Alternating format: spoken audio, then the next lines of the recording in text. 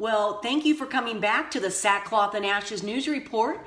I'm Sister Gwendolen Song, and I'm sure that this is going to be an eye-catching broadcast today because this topic is an extremely important one as it has to do with public health. So today we're going to be talking about the third plague from the book of Exodus and how God used it to draw all of those in Egypt towards him, the one true living God, Yahweh. And I'm also sure by the end of this broadcast today that you will be taking this information to your prayer if you are a praying person. Now, first of all, let me tell you how this entire topic came to be. During prayer one day, the Holy Spirit was ministering to me and showing me that all of the biblical plagues will be repeating themselves during the tribulation era. And some of them will also be popping up in different areas around the globe before the tribulation, sort of a foreshadowing of what is to come again. And the Lord, he never wastes a crisis, friends. He never lets a crisis go to waste. He is using these things to call all people around the globe to surrender their all to him. He wants us to pick up our crosses each and every day and follow him. So in this newscast today, we're going to be talking about how this topic of lice will be reappearing in the news again in the days ahead. And first, I just want to go to the Word of God. In the book of Exodus, chapter 8, verse 16, we have the third of the 10 plagues of God upon Egypt in order that his people would be let go from their bondage of slavery to go and serve the Lord. Now, you would have thought that Pharaoh would have listened after the waters were turned to blood, but no. And you would have thought that Pharaoh would have listened to Moses after the frogs. But no, with a heart as hard as concrete, he just refused to let the Hebrew people go. So the third plague, you can read about that in the passage of Exodus chapter 8, verse 16. Now, one of my favorite Bible teachers is David Guzik, and he teaches a lot about the Exodus account and the plagues. And he teaches that the ancient Hebrew is not officially clear what these animals really were. Some say they were gnats, some say lice, some say mosquitoes. We don't actually know, but we do know that it made them miserable enough and that the magicians and the enchanters of Egypt tried to do the same thing to bring a similar plague, but they couldn't. And in Exodus chapter 8, verse 19, they told Pharaoh, "This is the finger of God." Pharaoh again refused to listen to them, and he hardened his heart even more. Now, these lice or these particular bugs, they struck at the heart of all of the Egyptian worship, especially their priest. The priests of Egypt were extremely careful about their hygiene and their ritual cleansing. And the infestation of lice made them unable to worship their gods. So basically what God did was he shut down the whole worship system of the Egyptian religion. And their hearts were still hardened. Now, I just want you to pause for a moment and imagine how our everyday life would change if there were a super lice outbreak. What sort of mandates might be implemented? Place yourself in this scenario. And I believe those who have a Bible, they may pick up their Bible and revisit this story and see why God allowed these things to happen in the past. Maybe many will mock God to their own detriment. Well, let's switch gears now and let's talk about lice because that's what the Lord has asked me to discuss today. Now, first, let's say that you have a super lice outbreak in your area and all of the news coverage 24 hours a day, 7 days a week. Fauci, you could have Dr. Fauci on there or one of his CDC cronies, just trying to bring pandemonium to the people, and it will be like sifting through a ton of scientific information all at once with that whole fear factor and paranoia all over again, not knowing what is medical fact or medical fiction or what is really safe. So it's really a great idea, friends, to begin doing your research now and just having your supplies on hand. Don't wait until this time comes. I don't know when it's coming. I'm not predicting that, but the Lord has spoken to me and He said it is coming. Maybe you're already really savvy, you're very versed in lice treatment, and that's a great thing. But just be sure to have a household plan prepared ahead of time and remember how the supply chain is interrupted right now.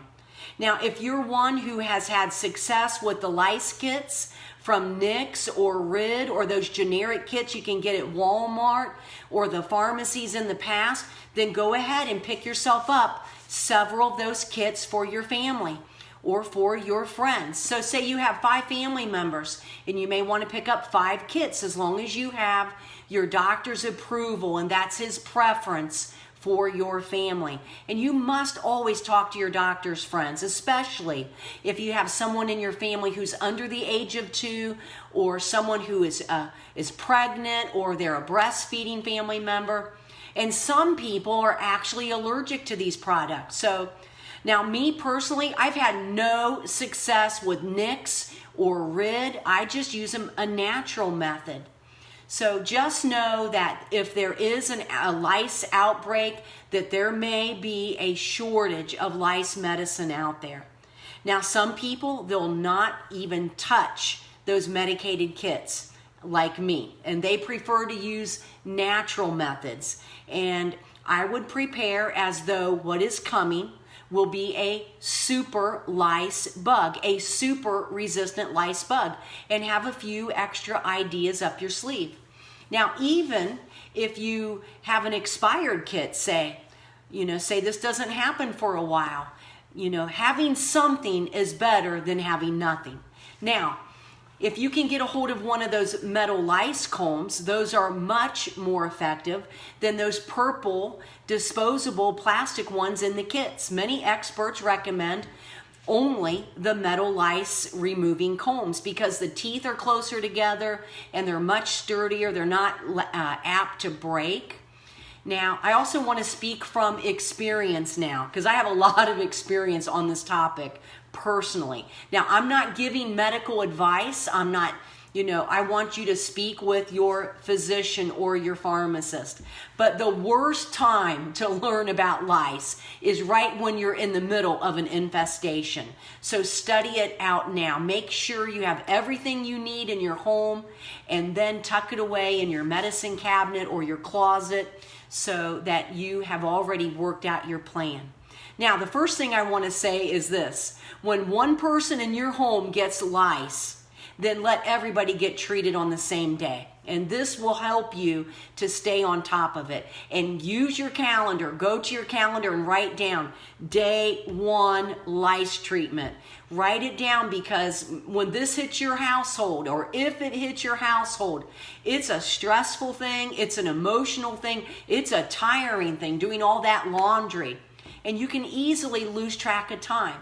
Now, I'm not going to go through all of the medical teaching on lice treatment because there are so many videos out there. But what I am going to do is include 2 alternative methods for those who do not want to use those standard lice treatment kits with the permethrin or the pyrethrin, because according to research, they are not as effective in killing all of the eggs. The lice in the USA, they have mutated into stronger strains, and there are reports out there of another type of lice from Brazil, and that has really been noted to be difficult to treat. So please stick around to watch these 2 videos I've included. And before I play them, let me tell you what I do. Okay, if I notice a live bug, I go straight to this treatment. I go straight to full strength apple cider vinegar. Now, I know that sounds drastic. I don't have a tender scalp. I don't have anything else going on my scalp, so I can handle that. It works great for me. It releases the nits that have glued themselves to my hair shaft. I cover my eyes very carefully. And like I said, I have very thick hair. I leave that on for 1 hour with a towel, and then I shampoo it, and then I usually go, I get immediate results. I mean, you can see it right there in the sink. Now, if you have a tender scalp, you may not be able to tolerate that. You may have to dilute the apple cider vinegar with 50% water. But then what I do is I go straight to the wet combing method, and that is the first video that I'm going to show you. Now, some people, they use a combination of essential oils. They say they get great results, but bring your pen and bring your notepad and take notes on these 2 videos. I also included the second video because I don't think a lot of people know about this method of using Cetaphil cleanser. It's a long-standing treatment. It's been around for quite a while. It's used by pediatricians, and it's 98% effective. So check that video out as well. But the most important thing to do, friends, is to partner with your doctor or your pharmacist or someone who knows what they're doing in holistic medicine. Each product out there has a unique set of instructions, okay? And remember, with those boxed medications, like Nix and Rid, you can develop neurotoxicity if you're not careful in applying the proper amount of it or for timing it for that precise amount of time. Remember that your skin is the largest organ of your body, and it's critical to follow the instructions. If the instructions indicate to leave the shampoo on for no greater than 7 minutes or no greater than 10 minutes, use the timer and don't leave it on longer because you think you're going to get a greater effect. That's dangerous. Be sure also to have the Poison Control Center's number handy in case anyone becomes ill from doing a treatment. And one thing maybe people don't realize is that the elderly out there, they may not be able to treat themselves. They may need help identifying if they have lice. They may have a different type of an infestation or a skin condition. Please don't leave out the elderly should we have a super lice outbreak. All right, friends. Well, that's it for today's video. And until next time, take care. Bye-bye. No mom or dad wants to know that there are bugs in their kids' hair. Got lice? Oh no! These tiny bugs are a giant nuisance, but Consumer Reports safety team has reviewed the latest research on over-the-counter and prescription lice treatments.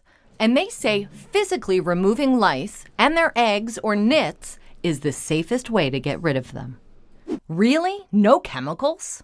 Yes, you can get rid of lice without using pesticide or chemical products. You'll need a lubricant like conditioner or olive oil, paper towels, a wide tooth comb, and a thin tooth metal comb, not a plastic one like this.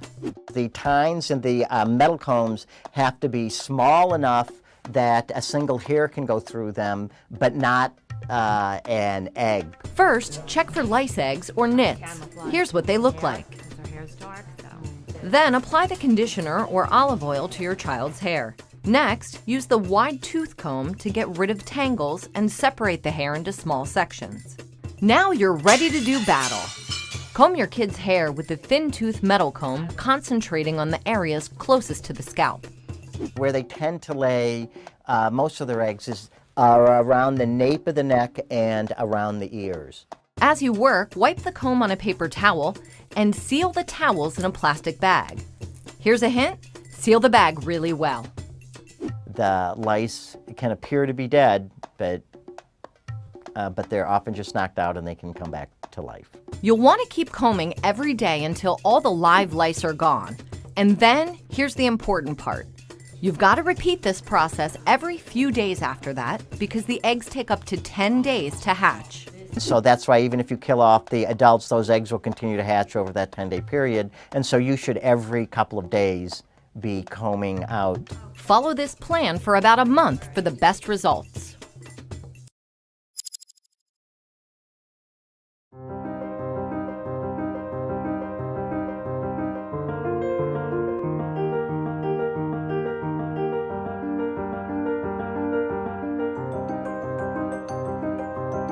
One of the most popular methods for getting rid of these resistant or mutant lice has been using the Cetaphil method. Cetaphil skin cleanser has been shown to actually suffocate the lice, is how it actually works. Apply the Cetaphil skin cleanser to the dry scalp until the scalp is thoroughly saturated and wet, and then blow drying with a hair dryer the hair until it is completely dry, and then not rinsing the hair off for a period of at least 8 hours or more, because the lice can actually go for up to 8 hours without taking a breath. Over a total of 3 weeks, you get the 3 treatments. And that's due to the life cycle of the louse itself. There's one particular study from 2004, which showed a between 96 to 97% success rate at completely eliminating the head lice.